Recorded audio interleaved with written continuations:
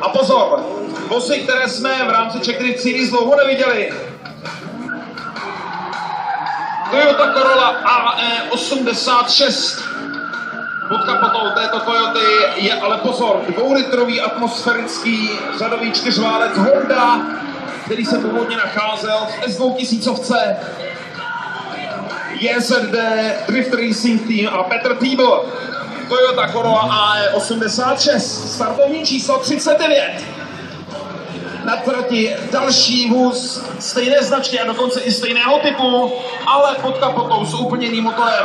Vankloof motor o objemu 1,3 litru poháněný turbomechanikem disponuje 240 koňmi a za volantem této Toyoty sedí Jan Svoboda, JZD Drift Racing Team. Startovní číslo 40. Doufejme, že i když kluci mají název JZD Drift Racing Team, nebudou nám tady orat naše trávníky. Sledujte velmi pozorně, protože na trati jíždí další vůz, který jsme tady